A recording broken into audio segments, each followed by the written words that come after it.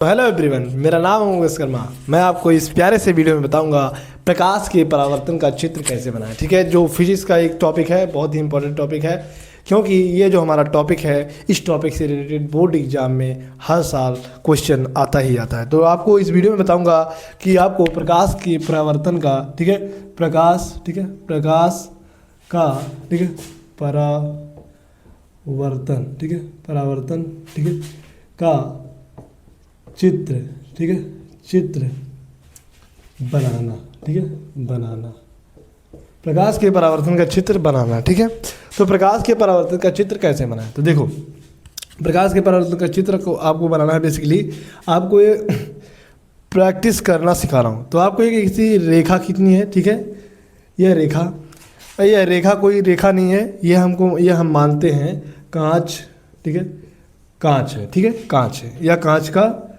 का टुकड़ा है। तो मैंने आपको बताया है कि कांच के टुकड़े से, ठीक है, पारदर्शी कांच के टुकड़े से प्रकाश का परावर्तन नहीं होता है। क्यों? क्योंकि प्रकाश आर पार चला जाता है। जब आर पार चला जाता है, प्रकाश इस पार से इस पार चला जाता है, तो इस घटना को हम अपवर्तन कहते हैं। लेकिन जब प्रकाश इसी माध्यम में आकर इसी में लौट जाता है, जिसे हम परावर्तन कहते हैं। तो इसको परावर्तन की घटना इसमें होने के लिए क्या करते हैं, एक तरफ पॉलिश कर देते हैं, ठीक है, ऐसे पॉलिश कर देते हैं, एक तरफ कलाई कर देते हैं, पॉलिश कर देते हैं, ठीक है। तो यह रहा हमारा कांच का टुकड़ा, जिसे हम कहेंगे ए बी, ठीक है, ए बी हमारा कांच का टुकड़ा रहा, जिसकी एक तरफ हमने क्या कर दिया, पॉलिश कर दिया। अभी हमारा क्या हो गया, ये हमारा हो गया दर्पण, ठीक है, क्या हो गया, दर्पण। कौन सा दर्पण? समतल दर्पण, ठीक है, समतल दर्पण, क्योंकि आपको बराबर दिख रहा है। तो हमारा हो गया समतल दर्पण। तो बेसिकली आपको एक दर्पण ऐसे बना देना है, समतल दर्पण। आपको एक ऐसी रेखा बनाना है, ठीक है, तिरछी, फिर इसी माध्यम से इतनी ही डिग्री में वापस लौटा देना है। फिर जिस बिंदु पर काटेगा, इसकी एकदम सीधे बिंदु पर एक ऐसे डॉट करके एक ऐसे रेखा खींच देनी, ठीक है, एक रेखा खींच देनी है। तो एक ऐसे तीर बना देना है, एक ये आने का संकेत करेगा या टकरा कर जाने का, ठीक है, इसे हम कहेंगे यन, ठीक है, यन। और यह बात हुई। तो देखो, प्रकाश के परावर्तन का चित्र इस तरीके से बनता है, ठीक है। अभी चित्र पूरा कंप्लीट नहीं हुआ है, अभी इसमें नामकरण करना बाकी है, ठीक है। तो आपको बेसिकली एक कांच का ऐसे टुकड़ा बना लेना है, एक तरफ पॉलिश कर देना है, एक ऐसी रेखा खींचना है, एक ऐसे रेखा खींचना है, जो एक तीर आते हुए प्रदर्शित हो, एक तीर जाते हुए प्रदर्शित हो, बीच में ऐसे डॉट कर देना है, जिसका नाम होता है अभिलंब। तो ये जो प्रकाश किरण आती है, इस दर्पण पर टकराती है, इसे हम कहते हैं आपतित किरण। कौन सा किरण? आपतित किरण। और जो प्रकाश किरण दर्पण से टकराकर उसी माध्यम में वापस चली जाती है, इसे हम कहते हैं परावर्तित किरण, ठीक है, परावर्तित, ठीक है, परावर्तित किरण हो गया, ठीक है। और ये जो हमारा यह है, इसे हम कहते हैं अभिलंब। क्या है? अभिलंब, ठीक है, अभिलंब हो गया। फिर उसके बाद बात करें तो ये डॉट जो हमने बनाया अभिलंब, और ये जो दर्पण समतल है, यह पूरा होता है 90 डिग्री। कितना?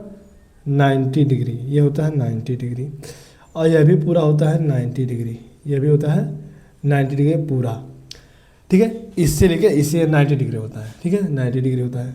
उसके बाद बात करें तो अभिलंब और आपतित किरण के बीच में एक कोण बनता है, ठीक है, ऐसे एक कोण बनता है, ठीक है, एक ऐसे कोण बनता है। और इसके बाद अभिलंब और परावर्तित किरण के बीच में कोण बनता है, ऐसे आपको कोण बना देना है।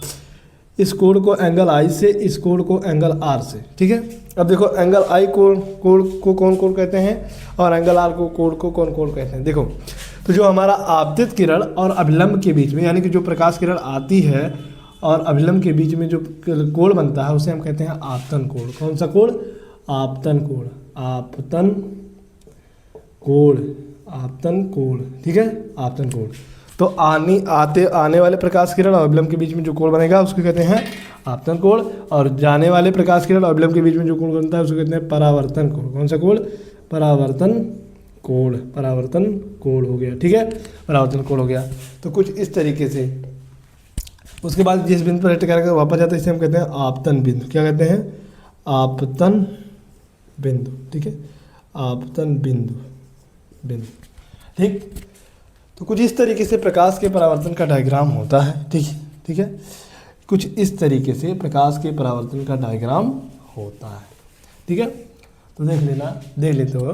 पहले आपको ये रेखा खींचनी है, उसको डॉट डॉट ऐसे कर देना है, उसके बाद एक किरण ऐसे तीर चलाना, फिर ऐसे बना देना है, एक तीर आने का एक तीर जाने का ऐसे प्रदर्शित कर देना है, एक अभिलंब बनाना है, ठीक है। उसके बीच कोण बना देना है, आपतन कोण, परावर्तन कोण।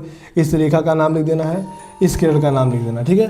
तो जो किरण जैसे जैसे आती है उसका वैसे नाम लिखा जाता है। जो वापस जाती है उसे परावर्तन की घटना में, और जो आती है उसे आपतित किरण, ठीक है। आपतित किरण और अभिलंब के बीच में जो कोण बनता है उसे आपतन कोण, और परावर्तित किरण और परावर्तन अभिलंब के बीच में जो कोण बनता है उसे परावर्तन कोण। आपतन कोण को एंगल आई से, परावर्तन कोण को एंगल आर से प्रदर्शित करते हैं।